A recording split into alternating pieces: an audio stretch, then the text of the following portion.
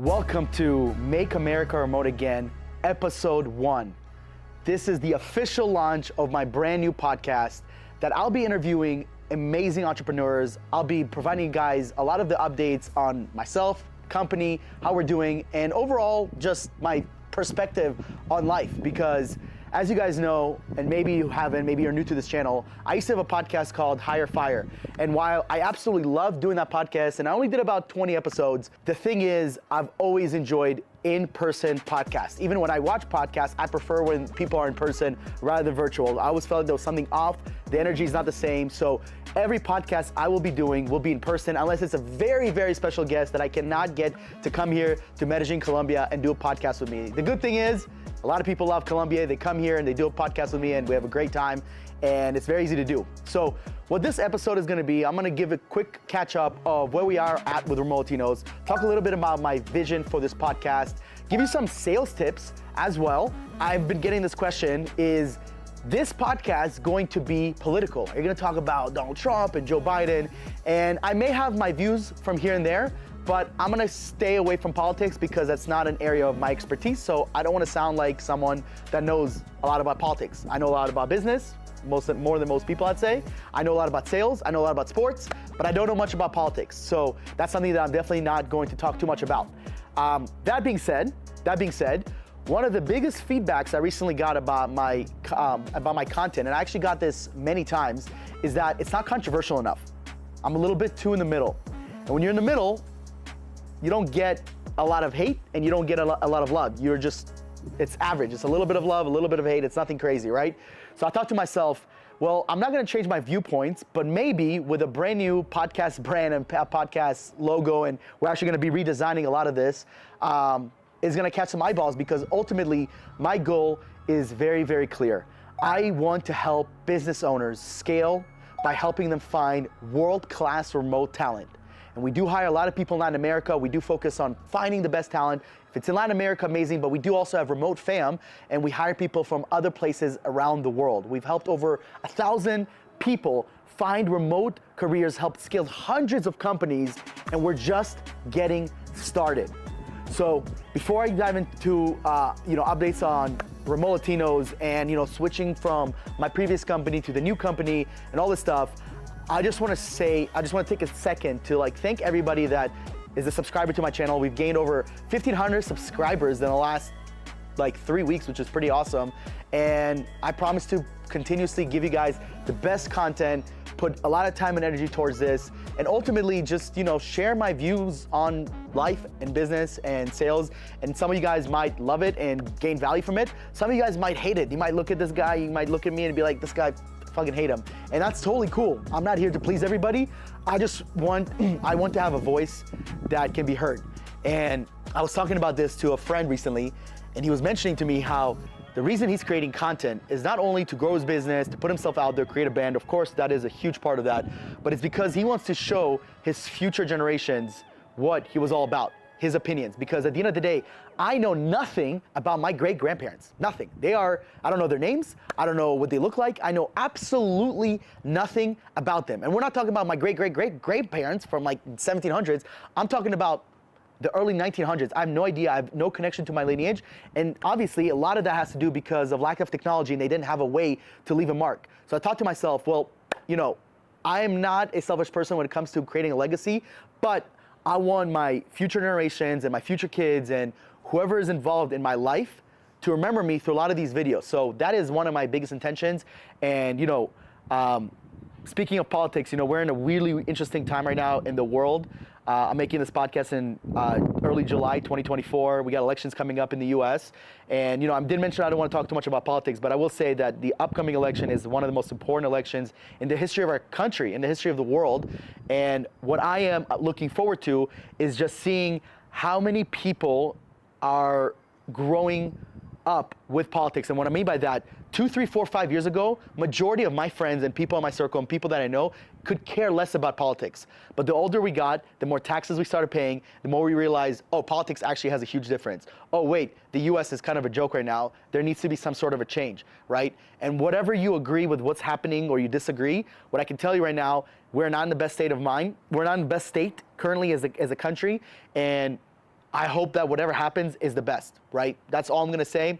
I'll have maybe a more political view in the future, but I don't want to make this podcast too much about politics. I want to talk more about business, recruiting, sales, and things that I enjoy, sports, comedy, music, and other things. And obviously have awesome guests come on here. I have an awesome guest this weekend that will be sharing a lot of interesting topics to talk about, non-business related actually. In the next coming months, I am going to be traveling to 2 events. I'm going to be at PMU, which is a permanent makeup event. It is the #1 permanent makeup event in the entire world. And we actually have a few clients there. So that's going to be in Miami early August 5th through the 8th.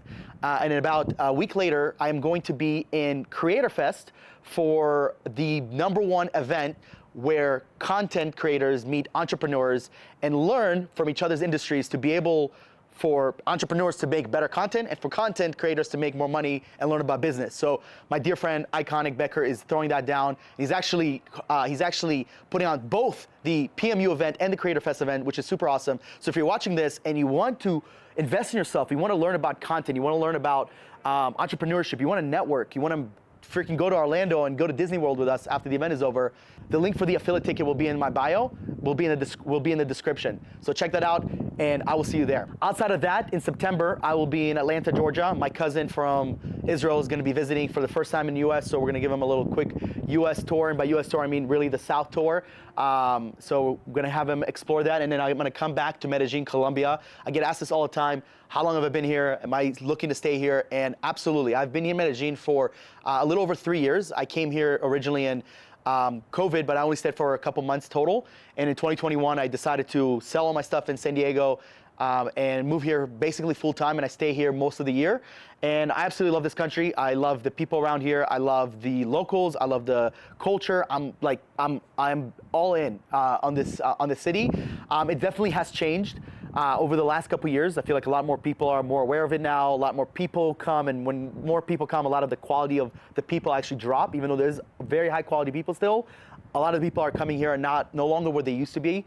And I hope, for everybody's sake, that there's a change and people who maybe shift towards Bogota or they go to another city, but who knows? I'm in Medellin. If you've never been here, I highly recommend checking it out. I actually hate promoting it, but it is the best city I've been to. I've not traveled the world that much, but I've been to 12 countries, and it is my favorite city when it comes to being able to live and be focused in monk mode, and also being able to party and enjoy life and go out and meet girls and hang with the guys. That's my favorite part about this, because a lot of cities, it's very easy to log down and it's very easy to go out and just party all the time. But when you have a city that you can do a little bit of a mix, I think that's what makes the city so special, that you can really create your own life, your own movie here in Medellin, Colombia. So check it out. If you haven't been, hit me up and I can answer any questions you guys have about this, about the city. I wanted to give you guys also an update on Remote Latino. So this year we have more than doubled from last year, which is freaking awesome. I'm so proud and grateful for my team. It's honestly not possible without them. I finally have a closer. We have a lot more people on the back end. We are being able to fulfill people faster. We're just moving at a pace that is just so cool to see, because I remember in 2021 and even 2022 where we were trying to figure out things. We were trying to figure out, how do we recruit? How do we source? How do we find people? What's the best process? And we feel like we finally have it dialed in. And one of the most exciting things is we actually just joined one of the most premier recruiting programs in the world. It's called Starfish with John Bestos and Jeff Kay. Really, really excited. We actually onboarded today, and they're going to be able to help us grow substantially more, be able to help more people find careers, help more businesses find elite remote talent. And one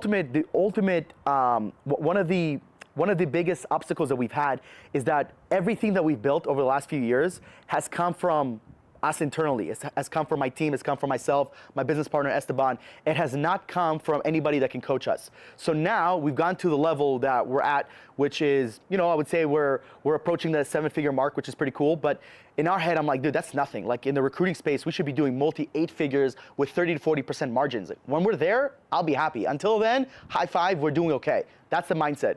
And one of the things that I realize is that if you only innovate based on what you see and what your team sees, you're always going to be limited. Because at the end of the day, you have to learn from people that have done what you want to do. You do what they do, you say what they say, you get what they get. Every single time. The problem is, too many people have egos, they don't invest at all in themselves or the business, or they invest in the wrong businesses, they invest in the wrong coaching programs, in the wrong people, right, internally and externally, and that gives them the mindset that, oh, I should not, there's just no coaching out there, there's nothing. And I can tell you right now, guys, it took us over a month, I would say almost 2 months, to find a coaching program for recruiters, which is very interesting because if you know my background, I used to sell coaching for marketing agency owners, and everyone and their mom ran an agency, and everyone and their dad ran a coaching program. So it was very easy to find coaching programs if you were looking to scale an agency. So I thought it would be really easy to find a coach for recruiters. But guys, I'm gonna tell you right now, it is not. It is absolutely not. And the reason is because how we built our company, it's so extraordinary that we got turned down a couple times because they usually, the recruiting coaches, they usually work with more corporate, structured recruiters. They usually only hire people in the US, Canada. They never really worked with a company that has our type of offer with our type of mission, our type of vision, and just our overall, like, who we help. And I found that very interesting. And thankfully, we found Jeff and John, and obviously we'll see what happens. I'm very, very optimistic. I think they're going to do amazing with us, and I think we're going to crush it with them, and we're going to be able to ultimately quadruple in the next year, like really get to that, $3-4 million mark. I don't see that being a challenge again. Until I'm at 8 figures with this company, me and Esteban, we're not done. And the other update is that we've been talking about the platform for a long time, and we are getting much closer to being able to release our marketplace. We're currently interviewing CTOs and developers. So if you're watching this and you know a CTO or a developer, send me an email to omer@remotetinos.com. Make an intro to us because we're actively looking for a CTO and developers. We're interviewing people at the moment, but once we have the people, the platform's actually already built. By the way, when I say platform, it's really a marketplace. So when the marketplace is really already built, we're testing it. It's about 80 to 90% done, but we do not want to release anything to the marketplace that is not fully ready. Do we need it to be perfect? No. But we need to be working, we need to be smooth, we need to be efficient. We're anticipating hundreds of business owners being in there within the first couple months, and thousands, if not tens of thousands, of applicants signing up and getting jobs, right? Our mission is to help 10,000 people find remote careers. We've done over 1,000, and we really believe with the marketplace, we're gonna be able to speed this up within the next couple of years and get to that point.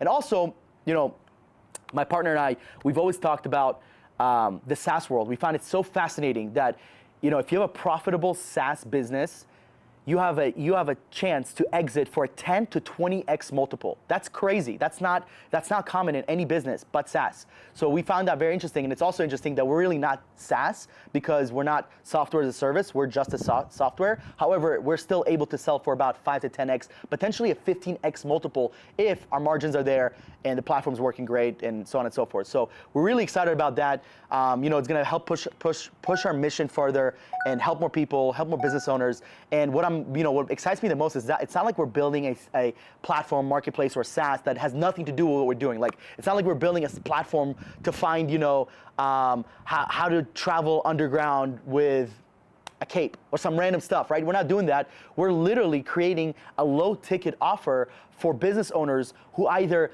don't have the capital to invest into us and into our team, helping them find the talent, or a business owner that has a recruiting team, has recruiters, and doesn't really need to work with a recruiting company. They just need a platform that has a lot of people. So we're going to be able to really close the gap on helping a lot of people that on a regular basis we're currently turning down.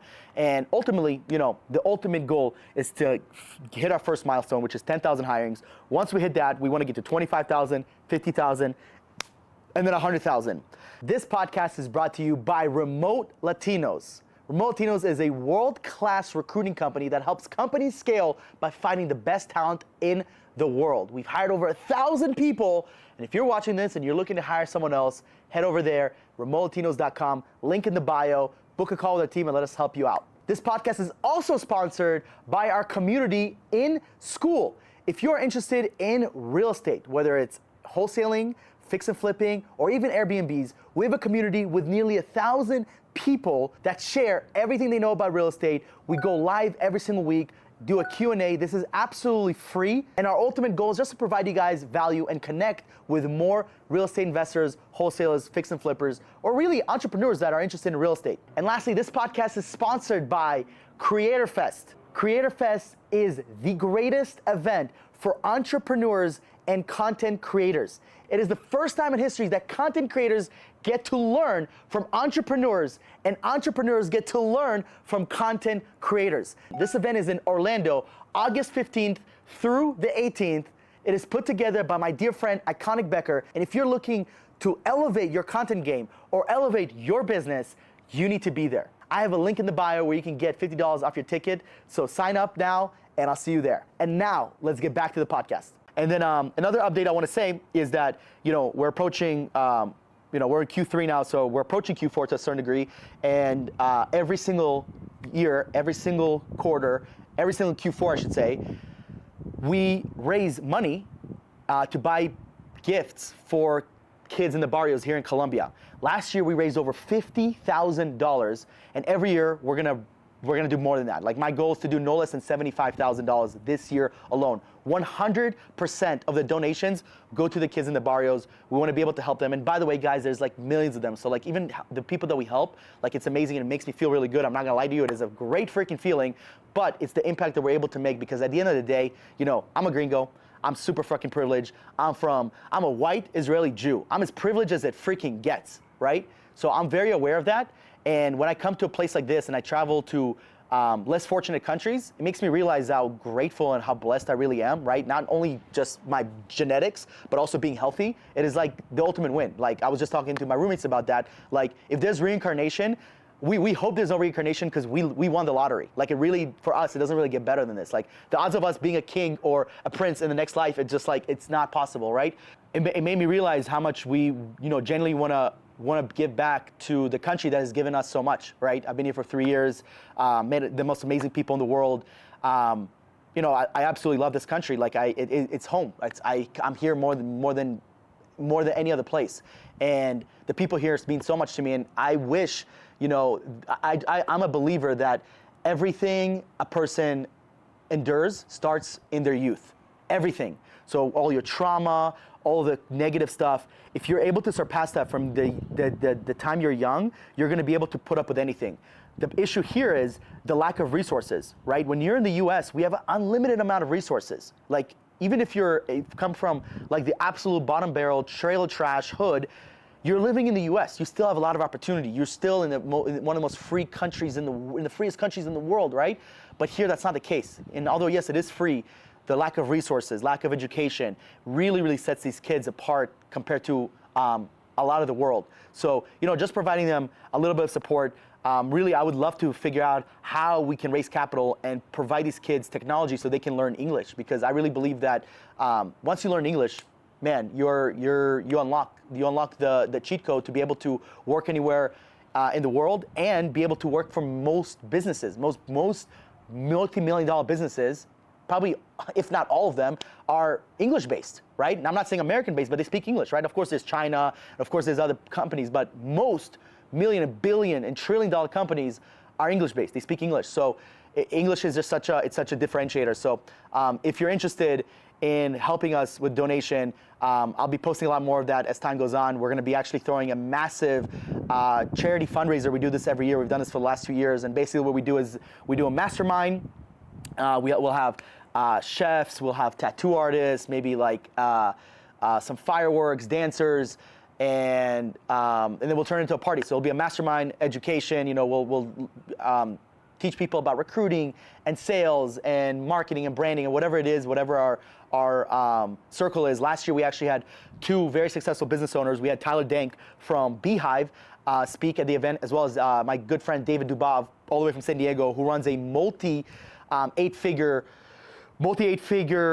agency with PI attorneys. He has one of the craziest business models I've ever seen in the agency space. So they actually spoke, provided a shit ton of value, answered questions, and then we partied and we had a great time. We raised a lot of money, and man, I'd love to do a lot more of those. Honestly, it's been a little bit hectic with the business, but at least doing it once a year and just being able to raise that capital, give back to this country, and ultimately just make the world a better place, because at the end of the day, that's what we're here for. So I wanted to leave off with the tip to hire a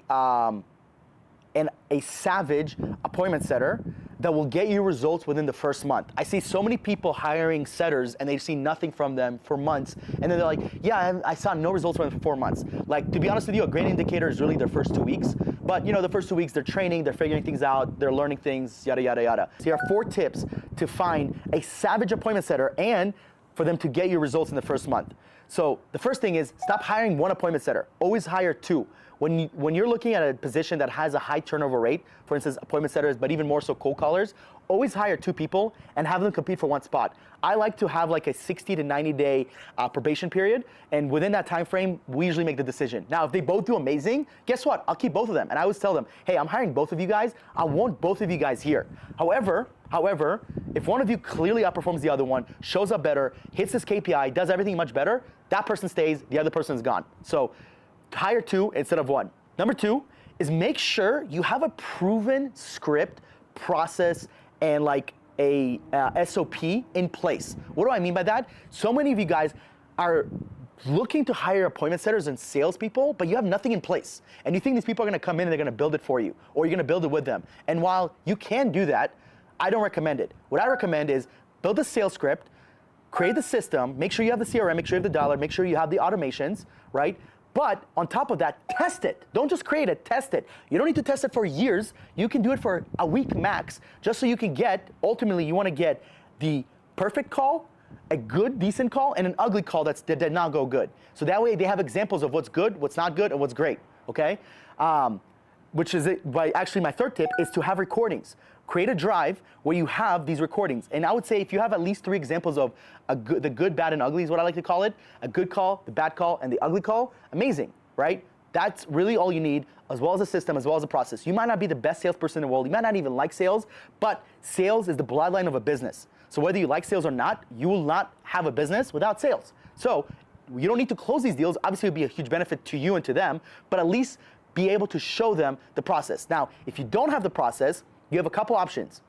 1, instead of trying to find a salesperson that's gonna work for you, if they're good, they're gonna see that you don't have your shit together, they're not gonna work for you. So most likely, you're gonna hire a C, best case scenario, B player closer, which by the way is not a bad thing. I used to be a C minus closer, and I became an A plus closer, and top of the game, one of the best, because I fucking put the work in, and I showed up, and I figured it out. But I was not an A player in the beginning. So you're able to find someone that's a C or B player and make them an A player. But it boils down to your systems, to your training. So I'm assuming if you're not good at sales and you don't like it, you're probably not good at training it most of the time. So what I would do if I were you, instead of trying to hire someone and leave down a backlog, consider partnering up with someone that will fully focus on building the front end. They'll hire the appointment setter, they'll hire the salespeople, they'll build the sales processes, they'll build the SOPs, they'll do everything front end related, right? And now, yes, you give up 50% of your business, but now you get to work towards something that you're much more passionate about, that you're better at, and ultimately you want to do more of because you're better at it, right? So that's another consideration. I always like to tell people, I got very lucky with my partner. My partner got very lucky with me. It's a great relationship. We've been together for over 2 years. But I always tell people, when I tell them consider partnership, it's almost like saying consider a wife. Like if you're single, consider a wife. Well, duh, no shit. How do I find someone like that? What I will tell you, the best tip that I can give you is let it happen naturally. The way it happened with my partner Esteban and I, he came up with a great concept of sending candidates and helping real estate investors find remote team members, because he works with investors with his agency. In the first 3 months, we had nothing in contract, we had no name, we had no brand, we had nothing, and he just sent me a bunch of clients. He didn't want to get paid. He just wanted me to show me that he's not kidding. He's like, yo, I have this. And then after that, we're like, this is a no-brainer. Like, we're clearly, he has the people, we have the fulfillment, let's make this happen. So let it happen naturally. Before you commit, before you sign papers, before you give 50% away of your business, date for at least 90 days, see how they are, see how you are, meet in person if you've never met them, and then, put it together. That is a really good option for, I would say, majority of you guys. However, to find a salesperson, again, if you don't have your shit together, you're not good at sales, you're probably gonna hire a B or C player and then just work with them and get good with them. You don't need to become great at sales. For instance, my business partner, Esteban, he's an engineer. He's not a salesperson at heart. He had to learn sales from scratch. And while I was also a C minus salesperson, I was a C minus only because I didn't know how to sell. I didn't know the process, the structure.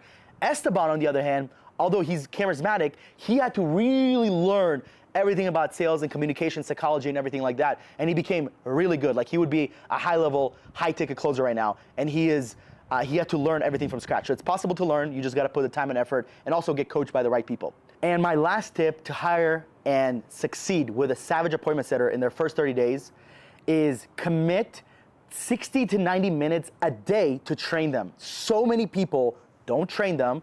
They do one training a week or maybe 2 trainings a week. I put so much time into my closer, so much time in training and keeping him accountable and making sure he's on top of it, that now he's out closing me. You want to get good at sales?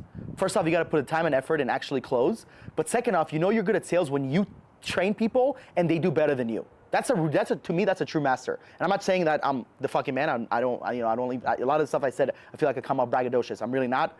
I think I'm a humble person, but even saying that makes me cringe. So commit 60 to 90 minutes per day for training, shadowing, reviewing calls, and holding these people accountable. And now if you're looking to hire these people, you already know Remote Latinos can help you out with that. So head over there, schedule a call with the team, and we'd love to help you out.